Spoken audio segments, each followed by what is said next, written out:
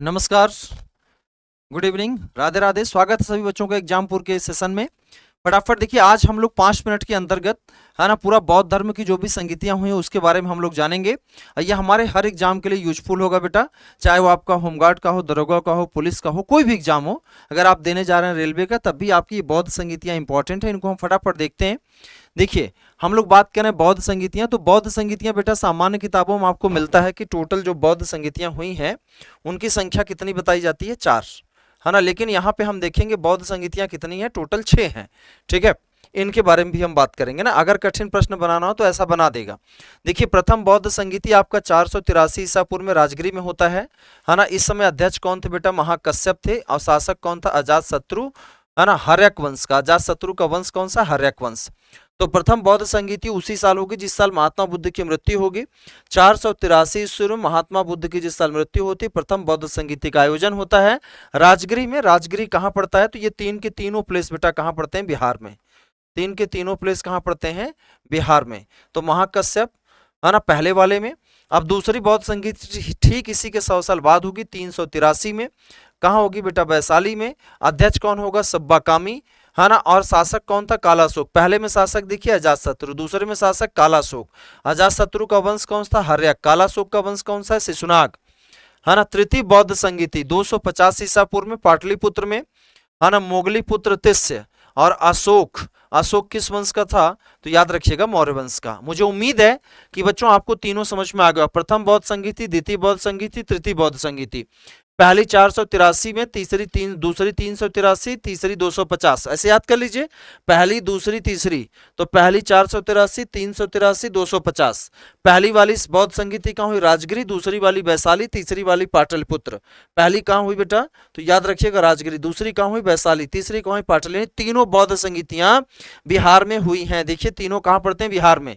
पहले में अध्यक्ष कौन है, महाकश्यप, यानी अध्यक्षता कौन कर रहा है, महाकश्यप। कोई ना कोई अध्यक्षता करेगा ना, महाकश्यप।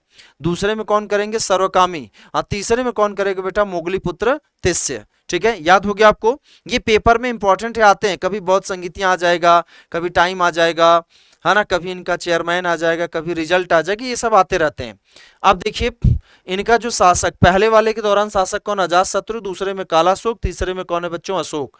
तो पहला जो अजातशत्रु है हर्यक वंश का, कालाशोक शिशुनाग वंश का, अशोक किस वंश का, मौर्य वंश का। यही चीज मैंने यहाँ पे लिख रखी है ना। फर्स्ट जो बौद्धिस्ट काउंसिल है वो 483 में हुआ। राजगिरी कहाँ पड़ता है बेटा, बिहार में, है ना। और यहाँ पे प्रेसिडेंट कौन था, महाकश्यप। और रूलर कौन था, अजातशत्रु, हर्यक डायनेस्टी का। ठीक है, कौन सी डायनेस्टी का है, हर्यक डायनेस्टी का। उसके बाद सेकेंड बौद्धिस्ट काउंसिल 383 में हुई थी, वैशाली में, है ना। सुब्बा कामी, है ना, कालाशोक शिशुनाग वंश का। थर्ड बौद्ध काउंसिल 250 में हुआ था, है ना, पाटलिपुत्र में, मोगली पुत्र अशोक, मौर्य डायनेस्टी। ठीक है, तो याद रखिएगा तीनों बौद्ध संगीति। मुझे उम्मीद है कि आपको याद हो गया होगा। अब इसके बाद देखिए, यहाँ पे आपसे कह रहा है फोर्थ बौद्ध काउंसिल, है ना।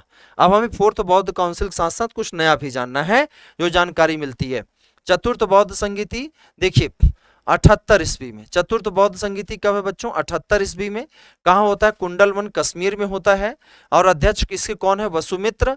ये बेटा कौन है, अध्यक्ष है ना। कौन है, अध्यक्ष, प्रेसिडेंट। और ये कौन है, उपाध्यक्ष। तो चतुर्थ बौद्ध संगीति में अध्यक्ष और उपाध्यक्ष दोनों थे। शासक कौन है, कनिष्क। इसका वंश कौन सा है, कुषाण वंश। ठीक है, तो याद रखिएगा चतुर्थ बौद्ध संगीति कुषाण वंश। और चतुर्थ बौद्ध संगीति में जो बौद्ध धर्म था, हीनयान महायान, दो भागों में क्या हो जाएगा, बढ़ जाएगा, है ना। चतुर्थ बौद्ध संगीति में जो हीनयान है वो महायान और हीनयान दो भागों में क्या हो जाएगा, बढ़ जाएगा। ठीक है, तो यहाँ पे सभी बच्चे याद रखेंगे। अब देखिए, पांचवी बौद्ध संगीति मानी जाती है 1871 ईस्वी मांडले बर्मा में। षष्ठम बौद्ध संगीति 1954 में काबा ए रंगून बर्मा में। तो दो बौद्ध संगीतियां कहाँ मानी थी, बर्मा में। कौन कौन, पांचवी और छठवीं। वैसे 4 ही बौद्ध संगीतियां एथेंटिक हैं, लेकिन याद रखिएगा अगर कभी ऐसा पूछ लेता है कितनी बौद्ध संगीतियां मानी जा सकती हैं, बेटा 5। सबसे इंपॉर्टेंट बात है, चतुर्थ बौद्ध संगीति में, चतुर्थ बौद्ध संगीति में जो बौद्ध धर्म है दो भागों में, हीनयान महायान में विभाजित हो जाएगा। बच्चों, जो मूर्ति पूजा करेगा वो आपका महायान होगा, जो मूर्ति पूजा का विरोधी होगा वो क्या होगा, हीनयान। आइए हम उसको भी थोड़ा यहाँ पे देख लेते हैं। ठीक है, तो यहाँ पे सारे बच्चे याद रखेंगे कि चतुर्थ बौद्ध संगीति में, है ना, यहाँ पे आपको बता देते हैं फोर्थ जो काउंसिल है ना, फोर्थ काउंसिल में जो बौद्ध धर्म है, जो बौद्ध धर्म है ना, बौद्ध धर्म, ये बेटा हीनयान और महायान दो भागों में क्या हो जाएगा, बढ़ जाएगा। हीनयान और क्या, महायान, हीनयान और महायान दो भागों में क्या हो जाएगा, बढ़ जाएगा। ठीक है, हीनयान महायान दो भागों में क्या हो जाएगा, बढ़ जाएगा। ठीक है, अब यहाँ पे देखिएगा बौद्ध धर्म की विभिन्न संप्रदाय जहाँ पे लिखा है ना, तो मैंने यहाँ पे देखिए आपको बताया है विभिन्न संप्रदाय में खास तौर से हमें देखना महायान। देखिए बौद्ध धर्म के दो मुख्य संप्रदायों में से एक है महायान। शब्द संस्कृत शब्द है, इसका शाब्दिक अर्थ क्या होता है, महान वाहन। क्या होता है, तो महायान का शाब्दिक अर्थ क्या होता है बेटा, महान वाहन। ये लोग क्या करते हैं, मूर्त रूप बुद्ध या मूर्ति पूजा, जो मूर्ति पूजा में विश्वास करता है वो महायान है। तो ये लोग मूर्ति पूजा में विश्वास करते हैं। अगर वर्तमान में देखोगे तो चीन, कोरिया, तिब्बत, जापान, इन सब में कौन सा महायान है, तो बौद्ध धर्म का महायान स्वरूप है। जबकि श्रीलंका वगैरह में कौन सा बेटा, तो हीनयान है। कौन सा है, हीनयान। यहाँ पे याद रखिएगा, है ना, ये वही चीज है हीनयान। देखिए वस्तुतः एक लघु वाहन या बुद्ध की मूल शिक्षा, बुद्ध की मूल शिक्षा, है ना, या बुजुर्गों के सिद्धांत में विश्वास करता है। यह मूर्ति पूजा में विश्वास नहीं करता है। याद रखिएगा, महायान मूर्ति पूजा में विश्वास करेगा, ये मूर्ति पूजा में विश्वास नहीं करेगा। आत्मानुशासन ध्यान के माध्यम से व्यक्तिगत मोक्ष प्राप्त करने का प्रयास करता है। तो बच्चों चारों बौद्ध संगीतियां मैंने आपको बता दिया है ना। चारों बौद्ध संगीतियां आप वीडियो को 2 बार देख लीजिएगा, है ना। यहाँ से कोई प्रश्न आपका नहीं छूटने वाला है। क्लास कैसी लगी कमेंट जरूर कीजिएगा। धन्यवाद, नमस्कार, बाय बाय।